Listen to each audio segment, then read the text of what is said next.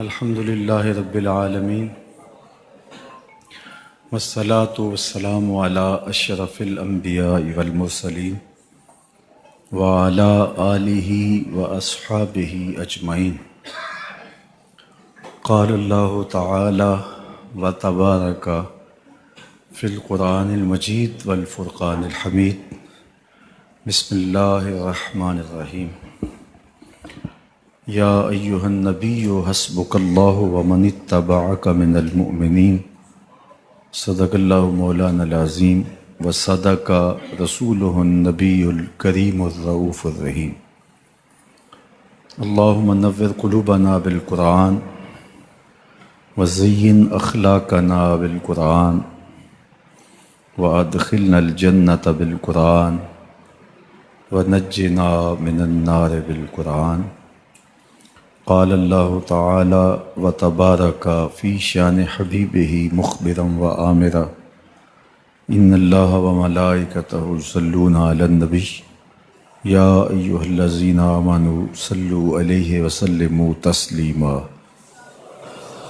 اللہم صلی علی سیدنا و مولانا محمد معدن الجود والکرم صلاۃ و سلاما علیک یا سیدی یا رسول اللہ۔ تمام حمد و ثنا، تعریف و توصیف اللہ جل مجدہ الکریم کی ذات بابرکات کے لیے، جو خالق کائنات بھی ہے اور مالک شش جہات بھی۔ اللہ جل وعلا کی حمد و ثنا کے بعد رسول رحمت، شفیع معظم، نبی محتشم حضور ختم المرتبت صلی اللہ علیہ وآلہ وسلم کے حضور ناز میں اپنی عقیدتوں، ارادتوں اور محبتوں کا خراج پیش کرنے کے بعد واجب الاحترام، ذوی الاحتشام، معزز و مکرم سامعین، خواتین و حضرات، السلام علیکم ورحمۃ اللہ وبرکاتہ۔ مجھے اور آپ کو بڑی سہولت سے ایمان اسلام نصیب ہوا، مشقت نہیں سہنی پڑی، تکلیف گوارا نہیں کرنی پڑی۔ ہم نے آنکھ کھولی، مؤذن نے کان میں صدائے دل نواز دی، مبارک ہو تو حضور کا غلام بن کے آ رہا ہے۔ ہم بولنے لگے تو ہماری زبان پر اللہ جل شانہ کا مبارک نام جاری کیا گیا۔ ہم لا الہ الا اللہ محمد رسول اللہ توتلے لہجے میں پڑھنے لگے تو پورا خاندان خوش تھا، مٹھائیاں بانٹی گئیں۔ خاندان کا ایک ایک فرد بار بار سن کے خوش ہوتا اور چہرے کی بلائیں لیتا۔ ہم درس گاہ میں پہنچے، استاد کے سامنے زانوئے تلمس طے کیے۔ اس نے ہمیں دین سکھایا، قرآن مجید کی تعلیم دی، کتاب اللہ کی تلاوت کرنا سیکھے تو ہمارے ماں باپ پھولے نہیں سماتے تھے۔ قرآن مجید مکمل ہوا تو مٹھائیاں بانٹی گئیں، رسمیں آمین ہوئی، دوستوں کی دعوت ہوئی، کھانے پہ رشتہ دار بلائے گئے۔ ہم نے حفظ قرآن کی سعادت پائی تو ہمارے سر پہ عزتوں کی دستار سجی۔ ہم نے علم دین، درس نظامی اور دیگر علوم و فنون سیکھے تو ہمیں سند امتیاز سے مالا مال کیا گیا اور عزتوں کی مسند پہ بٹھایا گیا۔ ہم نماز پڑھیں تو محلے میں معزز ٹھہریں، روزہ رکھیں تو عزت پائیں، حج کرنے جائیں تو لوگ دعاؤں سے رخصت کریں، واپس آئیں تو پھولوں سے استقبال کریں۔ ہمیں دین پر عمل کرتے ہوئے کیا مشکل پیش آئی؟ ہم تو دین کی راہوں کے مسافر ہوئے تو عزتیں پائیں، ہم نے اللہ کا نام لیا تو لوگوں نے پیار دیا، ہم نے عبادات کے طریقے اختیار کیے تو معاشرے میں شریف کہلائے۔ لیکن کتنا مشکل اور کٹھن لمحہ تھا جب کوئی اسلام لاتا تو معاشرے سے کٹ جاتا، سماجی بائیکاٹ کر دیا جاتا، وہ لوگوں سے الگ ہو جاتا۔ میرے اور آپ کے آقا و مولا حضور نبی رحمت صلی اللہ علیہ وآلہ وسلم قریش کے عالی نسب خاندان سے تعلق رکھتے ہیں، صادق بھی کہلاتے ہیں، امین بھی کہلاتے ہیں، لوگوں کی امانتیں بھی حضور کے گھر میں پڑی ہیں، اپنے فیصلوں میں حضور کو حاکم بھی مانتے ہیں۔ لیکن جب اللہ کی توحید کا اعلان کیا، جب لوگوں کو راہ راست اور راہ حق کی طرف بلایا تو یہ سارے مخالف ہو جاتے ہیں، حتیٰ کہ اپنے سقے عزیز بھی کتنے دل آزار جملے بولتے ہیں، تبا لک ہنالک سائر الیوم الہذا جمعتنا۔ یہ رشتے میں سکا چچا بولتا ہے۔ اللہ اکبر، مشکلیں سہی، تکلیفیں سہی، سماجی مقاطعہ ہوا، سوشل بائیکاٹ ہوا۔ شاب ابی طالب کے 3 سال کس کٹھن حالات میں حضور اور حضور کے غلاموں نے اور خاندان والوں نے کاٹے، حتیٰ کہ درختوں کے پتے کھا کھا کے گزر اوقات ہوتی تھی۔ معاہدہ لکھ کے کعبۃ اللہ کے ساتھ لٹکا دیا گیا، اور یہ اتنے سنگ دل ثابت ہوئے کہ باہر سے کوئی تجارتی قافلہ آتا جس کے پاس اغذیہ ہوتی، کھانے پینے کی اشیاء ہوتی، تو ان کو ادھر جانے نہ دیتے، مبادہ کہیں یہ خرید نہ لیں۔ ان کا خیال یہ تھا کہ یہ بھوک سے دم توڑ جائیں، اور نیا دین جو لے کر کے آئے ہیں وہ شعب ابی طالب میں اس گھاٹی کے اندر ہی اپنے آخری دن پورے کرے۔ لیکن جس کو اللہ نے سر بلند کرنا ہو، عزت دینی ہو، جس دین کو پوری دنیا کے اوپر غالب ہونا تھا، اس کو کون روک سکتا تھا؟ اللہ کے محبوب علیہ الصلوۃ والسلام نے محنت، تندہی، کوشش اور کد و کاوش کے ذریعے لوگوں تک پیغام حق کا ابلاغ کیا۔ سب سے پہلے حضور کی اہلیہ حضرت سیدہ خدیجہ الکبریٰ رضی اللہ تعالی عنہا ایمان لاتی ہیں۔ حضور علیہ السلام کے قریبی دوست، گہرے دوست حضرت سیدنا ابو بکر رضی اللہ تعالی عنہ ایمان لاتے ہیں۔ حضرت علی المرتضیٰ رضی اللہ تعالیٰ عنہ اگرچہ نو عمر ہے، لیکن سینے پہ ہاتھ رکھ کے کہتے ہیں جان و دل فدا کروں گا حضور آپ پہ۔ حضرت بلال حبشی اسلام لاتے ہیں۔ حضرت عمار ابن یاسر، حضرت سمیہ، حضرت یاسر اسلام لاتے ہیں۔ 38 لوگ ایک ایک کر کے اسلام میں داخل ہوئے۔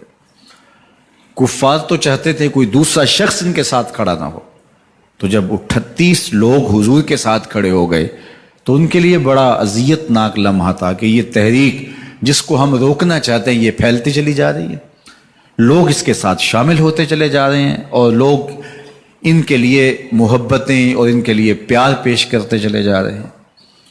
عبداللہ ابن جدعان کے گھر کے قریب سے میرے حضور گزر رہے تھے کہ ابو جہل نے دیکھ لیا اور ہاتھ میں نوکیلا پتھر پکڑا اور حضور پہ حملہ آور ہو گیا۔ آقا کریم علیہ السلام نے کوشش کی کہ الجھاؤ پیدا نہ ہو، لیکن یہ اس بات پہ تلا ہوا تھا کہ حضور کو اذیت دے۔ اس نوکیلے پتھر سے حملہ آور ہو کے حضور کو گہرے زخم دیتا ہے، حتیٰ کہ حضور کے مبارک بدن سے خون بہنے لگ جاتا ہے۔ وہاں سے حضور سین حرم میں پہنچتے ہیں اور اللہ کے حضور سر بسجود ہو جاتے ہیں۔ حضور کے چچا حمزہ بن عبد المطلب ابھی اسلام نہیں لائے تھے، وہ شکار کھیل کے واپس آ رہے ہیں، اور جب وہ شکار کھیل کے آتے تھے تو بڑا اترا کے چلتے تھے۔ انہوں نے سنا کہ 2 لونڈیاں آپس میں بات کر رہی ہیں۔ اس کو پتہ ہوتا نا کہ اس کے بھتیجے کے ساتھ کیا سلوک ہوا ہے تو یہ کبھی بھی ایسی چال نہ چلتا، اس کی ٹوری کوئی اور ہوتی۔ تو رک گئے، قدم خود بخود ٹھہر گئے، رک کے پوچھا کیا ماجرا ہوا؟ کہا تمہارے بھتیجے کو ابو جہل نے مارا ہے اور اس کے نازک بدن سے خون بہتا رہا۔ وہ خاموش تھا لیکن اس نے جان بوجھ کے زیادتی کی اس پر، بس غصے میں بپھر گئے۔ سین حرم کے آس پاس قریش اپنی مسند جمائے بیٹھے ہوتے تھے ٹولیوں کی شکل میں۔ آج امیر حمزہ آئے اور ابو جہل کو تلاش کر کے اپنی کمان کو زور سے اس کے سر پہ مارا اور اس کا سر پھٹ گیا، اور ساتھ بولے تم نے ہمارے بھتیجے کو لاوارث سمجھا ہے؟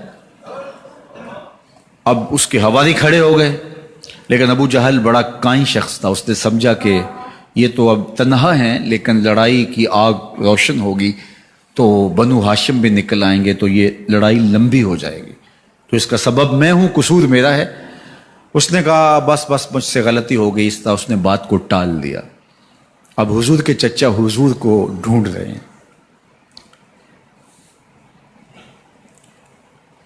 سین حرم میں حضور علیہ السلام اللہ کے حضور سر بسجود ہیں، یہ پاس جا کے کھڑے ہو گئے اور کہا یا ابن اخی، اے میرے بھائی کے بیٹے، اے میرے بھتیجے، لیکن حضور سر نہیں اٹھایا۔ اللہ کے حضور اپنے دکھڑے بیان کر رہے ہیں، اسی کسے دے کچھ نہیں لگ دے تے نہ کوئی ساڈا دردی۔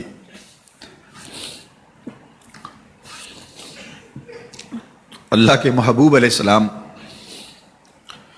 اللہ کے حضور سر بسجود ہے۔ انہوں نے پھر کہا یا ابن اخی، اے میرے بھائی کے بیٹے، اور انہیں بے چینی ہے کہ بتاؤں کہ حوصلہ رکھو میں تمہارا بدلہ لے لیا، لیکن حضور سر نہیں اٹھا رہے۔ تیسری مرتبہ پھر آواز دی تو حضور نے سر اٹھایا، آنکھیں آنسوں سے بھری ہوئی تھی، تو برجستہ کہا بھتیجے میں تمہارا بدلہ لے لیے۔ میرے حضور نے فرمایا چچا مجھے اس کی کوئی خوشی نہیں ہوئی۔ یہ حیرت زدہ ہو گئے کہ اتنا بڑا کام، اس وقت مکے کا اتنا بڑا سورما، اور میں اس سے ٹکرا کے آیا ہوں اور یہ کہہ رہے ہیں مجھے کوئی خوشی نہیں ہوئی۔ قسمت اچھی تھی۔ بولے بھتیجے تم کیسے خوش ہوتے ہو؟ کہا جس رب کو میں مانتا ہوں اس کو تم بھی مان لو۔ تو امیر حمزہ کی قسمت اچھی تھی تو آگے بڑھے اور اسلام قبول کر لیا۔ 38 لوگ پہلے مسلمان تھے، یہ 39 میں مسلمان ہو گئے۔ بس ان کا اسلام لانا مسلمانوں کے لیے تسکین قلب کا ساما ہوا۔ حضور کی آنکھوں میں امٹتے ہوئے آنسو، آگے بڑھے، کعبے کو غلاف کو پکڑا، کہا اللہم اعز الاسلام باحب الرجلین الیک بعمر ابن الخطاب اور بعمر ابن حشام۔ اے اللہ ایک شیر دیا ہے، ایک شیر اور دے دے، اب تیری مرضی، یا عمر بن خطاب دے دے یا عمر بن حشام دے دے۔ اگرچہ اس نے میرے اوپر پتھر برسائے ہیں، مجھے زخمی کیا ہے، لیکن اگر دین کی تقویت اس سے ہو سکتی ہے تو مالک مجھے کوئی غصہ نہیں۔ چاہے عمر بن حشام، یہ ابو جہل کا نام ہے، مجھے چاہے ابو عمر بن حشام دے دے یا عمر بن خطاب دے دے، ایک شیر دے دیا، ایک شیر اور عطا کر دے۔ حضور کعبہ کے غلاف سے لپٹ کے اللہ کے حضور دعائیں مانگ رہے ہیں۔ 39 لوگ اسلام لا چکے ہیں، 40ویں کا انتظار ہے۔ اللہ کے محبوب علیہ السلام کی دعائیں ہیں، حضور کی التجائیں ہیں۔ ادھر یہ خبر پورے مکے میں پھیل جاتی ہے کہ حمزہ بھی ایمان لے آئے۔ کفار پر سراسیمگی سی کیفیت پیدا ہو جاتی ہے کہ ہم تو سمجھتے تھے کہ یہ 2-4 لوگ ہیں، 10, 15, 20 لوگ جمع ہو جائیں گے، اور اس طرح کے لوگ بھی اگر ان کے ساتھ شامل ہو گئے تو ان کا راستہ نہیں روکا جا سکے گا۔ وہ سر جوڑ کے سوچنے لگے، ابو جہل کو کوسنے دینے لگے، اس نے کیوں یہ ظلم کیا کہ اس کا نتیجہ یہ پھر ہمیں بھگتنا پڑ رہا ہے، اس کے لیے کوئی تدبیر کرنی چاہیے، اس کے لیے کوئی حکمت سوچنی چاہیے۔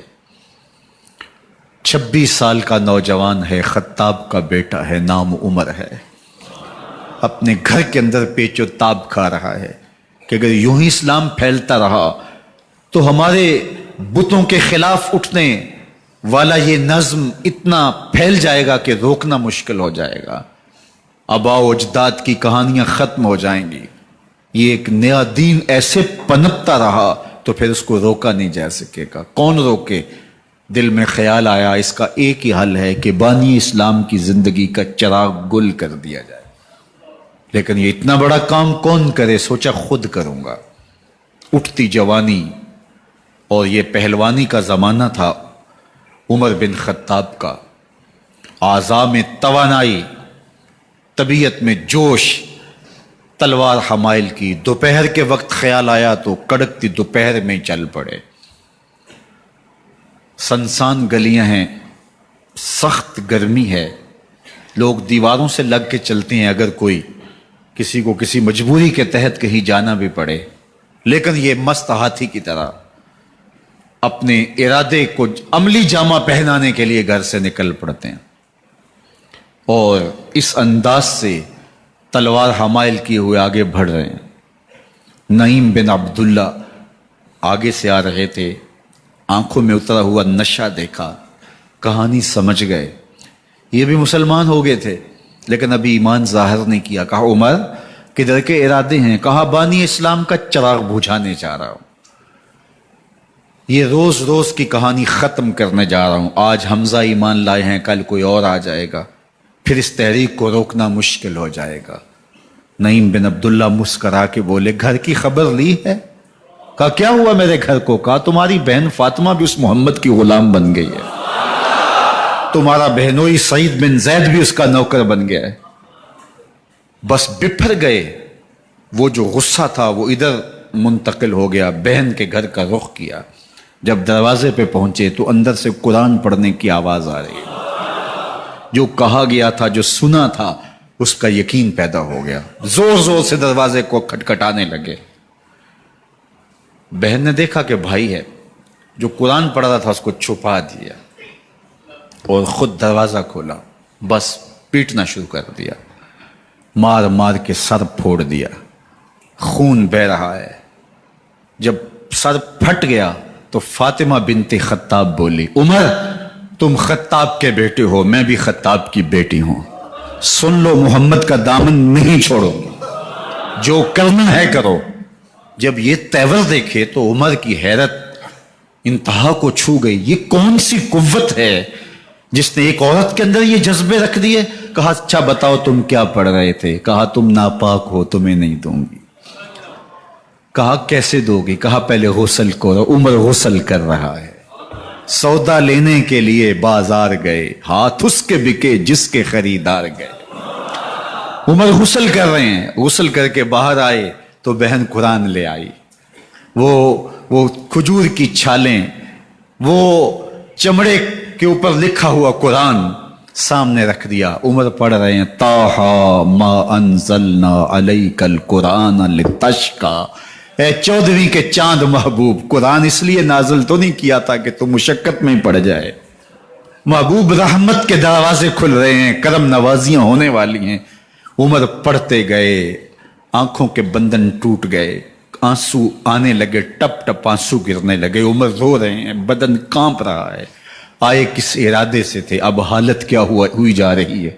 اپنی بہن سے کہا، بہنوئی سے کہا جس در کے تم غلام ہوئے ہو کبھی میں بھی اس در کا غلام نہیں ہو سکتا؟ عمر کی کہیں عمر نہ برباد ہو جائے، مجھے اس چوکھٹ پہ لے چلو۔ کہا چلو ہم اس دہلیز پہ لے چلتے ہیں۔ تلوار اسی طرح حمائل کی ہوئی ہے، حضور دار ارقم میں ہے۔ یہ اسلام کی پہلی درسگاہ ہے، حضرت ارقم کا گھر۔ مسلمانوں کی تعداد بہت تھوڑی، یہاں چھپ کر کے دین سیکھتے ہیں۔ حضور بھی وہاں تشریف فرما تھے، باقی اصحاب بھی وہاں تشریف فرما تھے، حضرت میرے حمزہ بھی وہاں تھے۔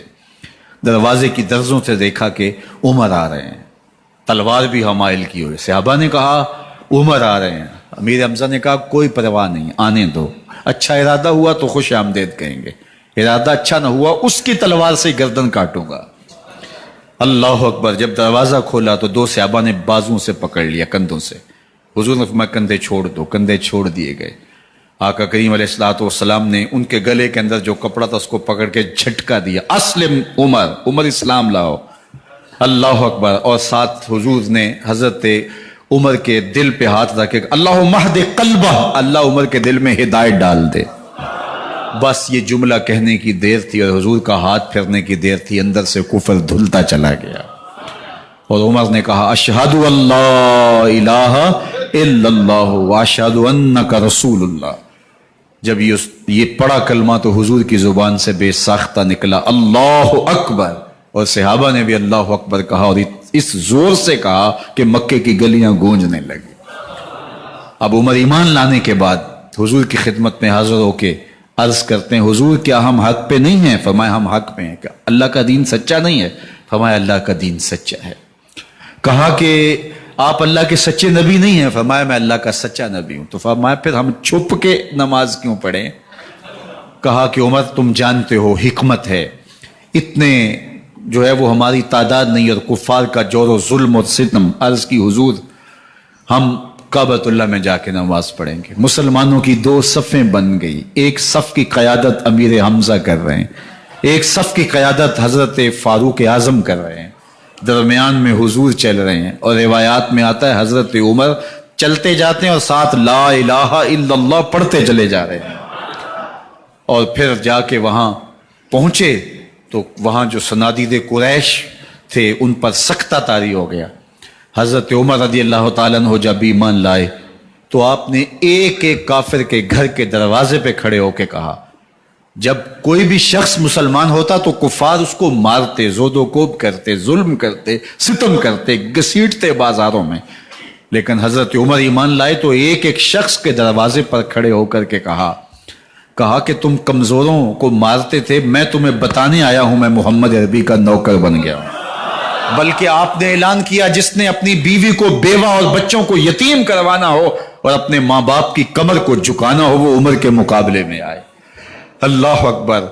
زنیرہ نامی ایک خاتون تھی، بہت کمزور،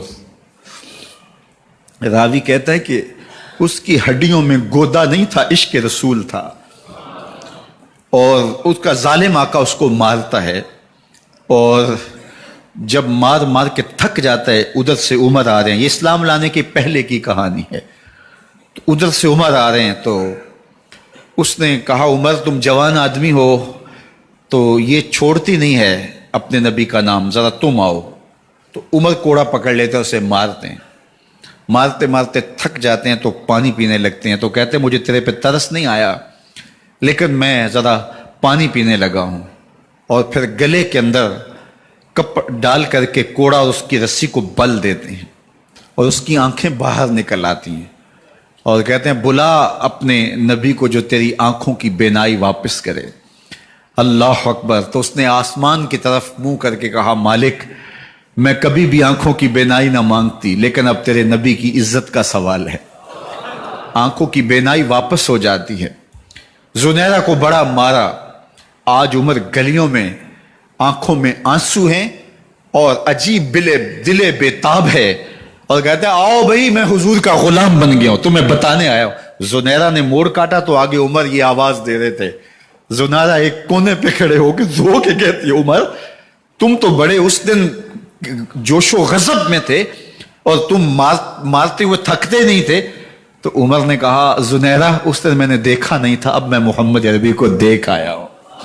جنہ ویکھیا نہیں ہو کرن گلاں، جنہ ویکھیا نہیں ہو کرن گلاں، جنہ ویکھیا ہو تے بول دے نہیں، جڑے محرم راز حقیقت دے اور راز حقیقت کھول دے نہیں۔ تو حضرت عمر رضی اللہ تعالیٰ عنہ ایمان لائے۔ حضرت عبداللہ ابن مسعود رضی اللہ تعالیٰ عنہ فرماتے ہیں کہ حضرت عمر کا ایمان لانا مسلمانوں کے لیے عزت کا سبب تھا، ان کا ہجرت کرنا مسلمانوں کی نصرت تھی، اور ان کی خلافت مسلمانوں کے لیے رحمت تھی۔ حضرت عمر رضی اللہ تعالی عنہ وہ ہیں کہ میرے حضور نے فرمایا لوگوں جب نیک لوگوں کا ذکر کرو تو میرے عمر کا تذکرہ ضرور کیا کرو۔ میرا عمر وہ ہے کہ جب وہ ایک جگہ ایک سمت سے آ رہا ہو، ایک گلی اور بازار سے آ رہا ہو تو شیطان بھی آ رہا ہو، عمر کو دیکھ کے راستہ تبدیل کر لیتا ہے۔ حضرت عمر رضی اللہ تعالی عنہ کی طبیعت کے اندر جو جاہ و جلال تھا، طبیعت کے اندر جو سختی تھی، وہ اسلام کے اندر آ کر بھی قائم رہی، اور آپ نے وہی سختی، وہی جاہ و جلال جو پہلے مسلمانوں کے خلاف تھا، اب کفار کے خلاف، منافقین کے خلاف حضرت عمر کی طبیعت کے اندر وہ جوش و خروش بدستور موجود رہا۔ لیکن جس دن آپ خلیفہ بنے تو اس دن آپ نے ممبر پہ چڑھ کے جو خطبہ دیا اس میں کہا لوگوں میں سخت اس لیے تھا کہ رسول اللہ نرم تھے، پھر میں سخت اس لیے تھا کہ حضرت ابوبکر صدیق نرم تھے، اب میں تخت خلافت پہ بیٹھا ہوں، اب میری سختی جو ہے وہ نرمی میں تبدیل ہو گئی، صرف فاسقوں، فاجروں اور باغیوں کے لیے میں سخت ہوں، باقی تمہارے لیے نرم ہوں۔ سب سے کم جو تنخواہ بیت المال سے اگر کسی وجود نے لی ہے تو وہ حضرت عمر رضی اللہ تعالیٰ عنہ نے لی ہے. صرف 2 جوڑے لیتے تھے سال میں، اور راوی کہتا ہے کہ میں نے دیکھا ہے کہ اس میں بھی 17 پیوند لگے ہوتے تھے. حضرت عمر رضی اللہ تعالیٰ عنہ کا طرز زندگی، آپ کا انداز معاشرت اور آپ کا انداز خلافت، ہر لمحہ آپ کی زندگی کا اٹھا کے دیکھیے کتنی مرتبہ قرآن حضرت عمر کی رائے کے مطابق نازل ہوا ہے. اللہ تعالیٰ جل شانہ نے ان کو صاحب الہام بنایا تھا. ہر امت میں کوئی صاحب الہام ہوتا ہے، حضور کی امت کا صاحب الہام حضرت عمر رضی اللہ تعالیٰ عنہ، اور آقا کریم نے انہیں اپنا وزیر قرار دیا. فرمایا میرے 2 وزیر آسمانوں میں ہیں، 2 وزیر زمینوں میں ہیں. آسمانوں کے وزیر جو ہے وہ جبرائیل اور میکائیل ہیں، اور زمین کے وزیر ابو بکر اور عمر ہیں رضی اللہ تعالی عنہما. تو اللہ تعالیٰ جل شانہ نے حضرت سیدنا صدیق اکبر کے بعد حضرت سیدنا عمر بن خطاب رضی اللہ تعالیٰ عنہ سے جو کام لیا، مختصر دور خلافت کے اندر 10 سال 6 ماہ 4 دن آپ نے خلافت فرمائی ہے. لیکن کہاں سے چلے اور یہاں مکران تک، بلوچستان کا حصہ ہے، یہاں تک آپ کے سلطنت کی حدود وسیع ہوئی. ادھر آرمینیا تک جا پہنچے، حمص فتح کیا، قادسیہ، یرموک. آپ ذرا دیکھیے کہ کہاں تک آپ کی فوجوں کے گھوڑے دوڑتے رہے، اور اللہ تعالیٰ جل شانہ نے ان کو جو توانائی، عدل و انصاف کی قوت عطا فرمائی. اللہ اکبر. جب زمین پہ عدل کیا ہو تو زمین بھی حکم مانتی ہے، اور حضرت عمر وہ تھے جن کا حکم ہوائیں بھی مانتی تھی، زمین بھی مانتی تھی، جن کا حکم جو ہے وہ آگ بھی تسلیم کرتی تھی، اور دریا بھی ان کا حکم مانا کرتے تھے. مصر کے اندر رسم بد جاری تھی، یہ رسم بد جاری تھی کہ سال کے بعد 1-2 شیزہ کو زیورات پہنا کے اچھے لباس میں ملبوس کر کے دریا کی بھینٹ چڑھایا جاتا، اس کی قربانی دی جاتی، اس کا خون بہتا تو دریا چلتا. جب اسلام مسلمانوں نے مصر فتح کیا تو گورنر نے لکھا کہ اسلام تو اس طرح کی رسوم کی اجازت نہیں دیتا، لیکن خشک سالی ہے، لوگوں کی فصلیں ویران پڑی ہیں، تو حضرت کیا کیا جائے. تو حضرت عمر رضی اللہ تعالیٰ عنہ کو جب قاصد آ کے پیغام دیتا ہے تو کاغذ کے ٹکڑے پہ لکھتے ہیں بسم اللہ الرحمن الرحیم. مصر کے نیل کی جانب عمر کا خط لکھتے ہیں، اے نیل اگر تو اللہ کے حکم سے چلا کرتا ہے تو چل، ورنہ ہمیں تیرے چلنے کی کوئی حاجت نہیں ہے. اور قاصد کو کہا یہ خط لے جاؤ اور جا کے دریائے نیل میں پھینک دو. قاصد جا کے خط دریائے نیل میں پھینک دیتا ہے، پانی آتا ہے، ایسا دریائے نیل چلا 14 صدیاں ہوئی ہیں آج تک کبھی بند ہی نہیں ہوا. دریا حکم مانتے ہیں، آگ نکلتی ہے. لوگ حضرت عمر رضی اللہ تعالی عنہ کے پاس آئے، حضرت لاوا پھوٹا ہے، آگ نکل رہی ہے اور مدینے کی طرف بڑھ رہی ہے، اب کیا کیا جائے؟ فائر بریگیڈ تو زمانے میں تھی نہیں. عمر نے اپنی قمیض اتاری، جس قمیض پہ 17 پیوند لگے ہوئے تھے چمڑے کے، کہا یہ قمیض لے جاؤ، جدھر آگ بڑھ رہی ہے آگے ڈھالنا، آگ پیچھے بھاگ جائے گی. زلزلہ آتا ہے تو زمین پہ دھرا مارتے ہیں، زمین رک جا، کیا عمر نے تیری چھاتی پہ عدل نہیں کیا ہے؟ تو یہ عمر ہیں رضی اللہ تعالی عنہ کہ جن کے انصاف کی وجہ سے، جن کے عدل کی وجہ سے اللہ تعالیٰ کی رحمات اور اس کی برکات کا نزول ہوتا تھا، اور اللہ تعالیٰ نے مسلمانوں کو وہ آبرومند حکومت دی. کائنات کی تاریخ کے اندر ایسی حکومت آپ نے نہیں دیکھی ہوگی جو حضرت عمر نے حکومت کی ہے. اللہ اکبر. فرمایا فرات کے کنارے پہ ایک کتا بھی پیاسا مر گیا تو اس کا حساب بھی عمر سے ہوگا. جب اتنے علاقے فتح ہو گئے تو ایک دن حضرت عمر بیٹھ کے رو رہے تھے، تو کسی نے کہا حضرت رو کیوں رہے ہیں؟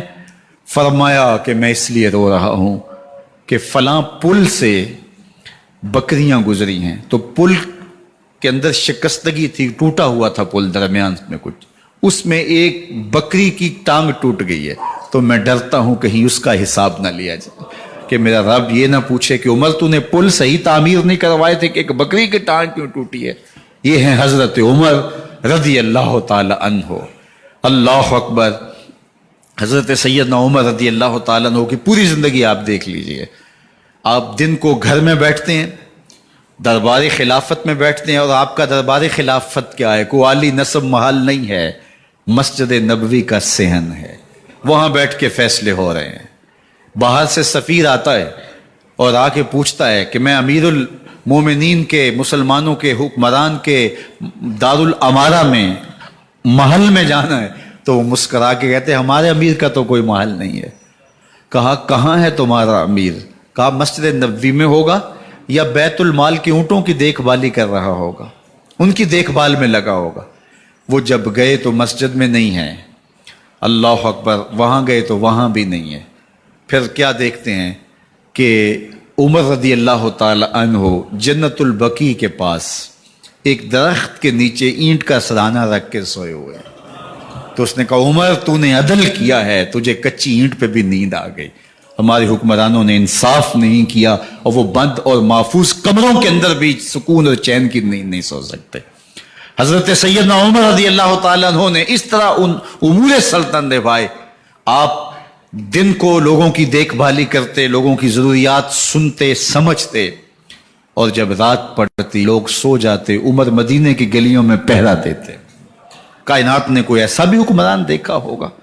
اللہ اکبر، وہ مجاہد جو مختلف محاذات پہ گئے ہوئے ہوتے، ان کے گھروں کی دیکھ بھالی کرتے، ان کی ضروریات کا خیال رکھتے، ان کی آبرو کا پہرا دیتے۔ راتوں کی تنہائیوں کے اندر حضرت عمر اٹھتے اور جا کے گشت کرتے، چکر لگاتے، دیکھتے کوئی آنکھ پر نم نہ ہو، مفلسی کا کسی گھر میں ماتم نہ ہو، لوگوں کی ضروریات کا خیال رکھتے۔ اللہ اکبر۔ ایک دن حضرت عمر رضی اللہ تعالیٰ عنہ ایک گھر کے قریب سے گزرے، گھر سے دھواں نکل رہا تھا، سوچا کوئی مہمان ہوگا، گزر گئے۔ تھوڑی دیر کے بعد پھر دوبارہ اس گلی سے گزر ہوا تو پھر دھواں نکل رہا تھا، پھر گزر گئے۔ 2 گھنٹے کے بعد پھر دوبارہ ادھر سے گزران ہوا تو پھر دھواں نکل رہا تھا۔ رات کا پچھلا پہر ہے، ابھی تک گھر سے دھواں نکل رہا ہے۔ عمر رضی اللہ تعالیٰ عنہ نے دروازے کو کھٹکھٹایا، اندر سے خاتون کی آواز ہے، اس وقت کون ہے؟ کہا ایک مسافر ہوں، پوچھنا چاہتا ہوں تمہارے گھر سے دھواں کیوں نکل رہا ہے رات کے اس پہر؟ کہا تمہیں اس سے کیا غرض؟ کہا نہیں مجھے تشویش ہوئی ہے۔ تو اس نے کہا عمر کی جان کو رو رہی ہوں۔ حضرت عمر رضی اللہ تعالیٰ عنہ نے کہا کیا ہوا؟ کہا کہ کھانے کے لیے گھر کچھ نہیں ہے، بچے ضد کر رہے ہیں، ہنڈیا کے اندر پتھر ڈال کر کے میں نیچے سے آگ دیے جا رہی ہوں، بچوں کہتی ہوں تھوڑی دیر ہے تھوڑی دیر ہے، کہ بچے تھک کے سو جائیں گے انتظار کر کر کے، تو کچھ ہو تو پکے، اور بچے ہیں بھوک سے، شدت بھوک کی وجہ سے سو بھی نہیں رہے، اور میں یہاں بیٹھے عمر کی جان رو رہی ہوں۔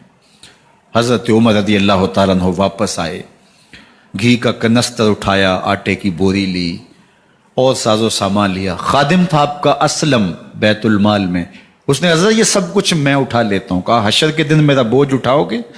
کہا نہیں وہ تو آپ کو اٹھانا ہوگا۔ کہا عمر کو آج خود ہی اٹھانے تو، اور اٹھا کے ان کے گھر آئے، اور گھر آ کے ان کو سب کچھ دیا۔ اور پھر اس کے بعد جب کھانا تیار ہوا، بلکہ روایت میں آتا ہے کہ جب آگ جلا رہی تھی تو عمر جھک کے چولہے میں پھونکے مار رہے تھے۔ اللہ اکبر۔ اس خاتون کو نہیں پتا کہ یہ کون ہے، یہ کوئی اجنبی مسافر ہے، میری مدد کر رہا ہے۔ پھر بچے جو ہے وہ جب کھانا کھا کے خوش ہوئے تو حضرت عمر رضی اللہ تعالیٰ عنہ نے دل میں سوچا اور کہا عمر جس طرح تو نے بچوں کو رلایا ہے آج ان بچوں کو ہنساؤ بھی۔ تو بچے بیٹھے ہیں تو عمر کبھی ادھر جاتے ہیں کبھی ادھر جاتے ہیں، جس طرح بچوں کو کھلانے کے لیے جو ہے وہ گھٹنوں کے بل اور ہاتھوں کے بل لوگ چلتے ہیں، حضرت عمر یوں چلتے ہیں اور وہ بچے مسکراتے ہیں۔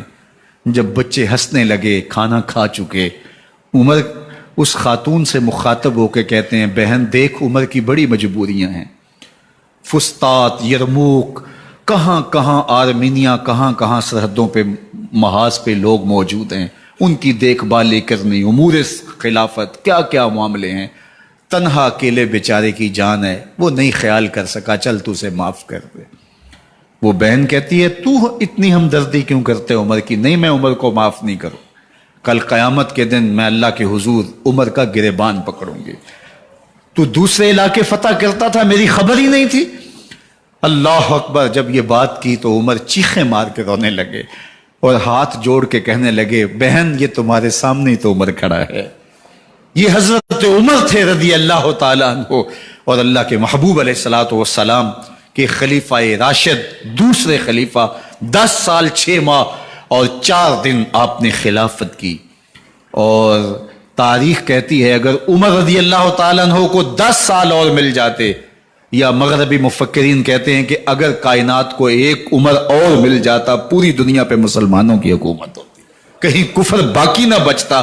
لیکن بد باطن لولو فیروز نامی ایک مجوسی غلام نے نماز فجر پڑھتے ہوئے حضرت عمر بن خطاب رضی اللہ تعالیٰ عنہ پہ حملہ کیا. زہر میں بجھا ہوا خنجر آپ کے جسم میں سرایت کر دیا.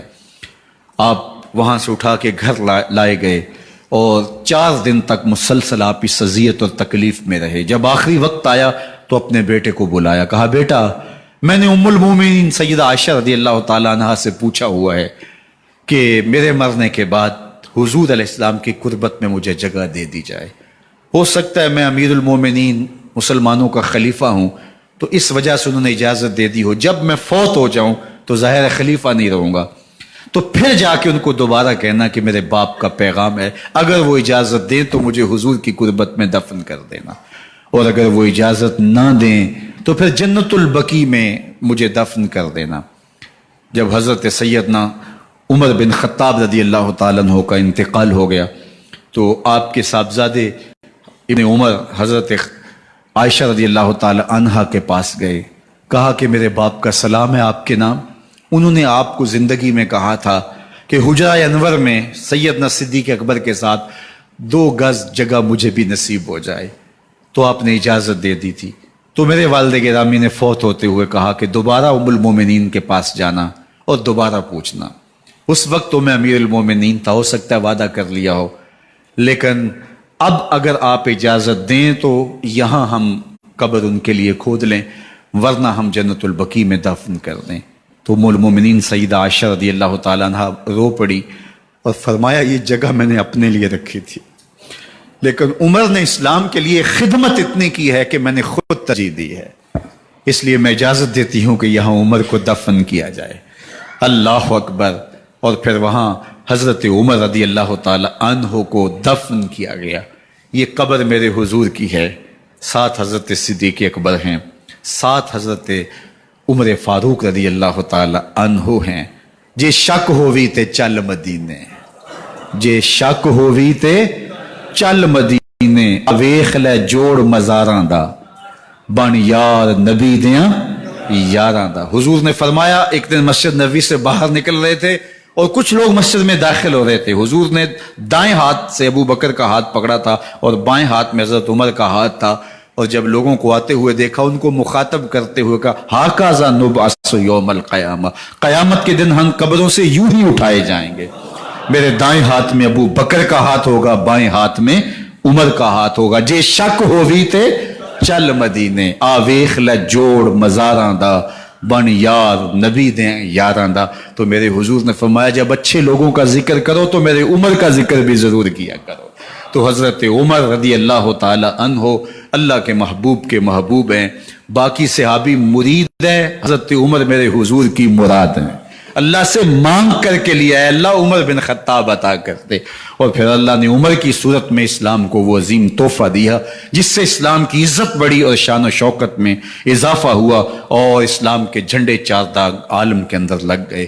اللہ مجھے آپ کو حضرت عمر کے نقوش پاک کی برکتیں عطا فرمائے اور ہمارے حکمرانوں کو ان کے نقوش پاک کو خضرا بناتے ہوئے اسلامی سلطنت کے خد و خال واضح کرنے کی توفیقات سے مالا مال کرے. انشاءاللہ اگلا جمعۃ المبارک 10 محرم کو ہی ہے اور 12 بجے سے لے کے نماز عصر تک ہر سال ہم 10 محرم کا اجتماع کرتے ہیں. تو اس مرتبہ انشاءاللہ جمعۃ المبارک کا خطبہ بھی اس میں شامل ہو گیا اور زیادہ برکات اس کی نصیب ہوں گی. اور نماز جمعہ کے بعد انشاءاللہ جو ہے وہ محفل پاک بھی ہوگی جس میں عالی مرتبت ثناء اور مبلغین کے خطاب ہوں گے. تو اگلے جمعۃ المبارک کو انشاءاللہ آپ سے دوبارہ ملاقات ہوگی. آپ تشریف لائیے گا، دوستوں کو ترغیب دیجیے گا. اللہ آپ سب کو جزائے خیر دے، دنیا آخرت کی بھلائیاں آپ کا مقسوم کرے. وآخر دعوانا ان الحمد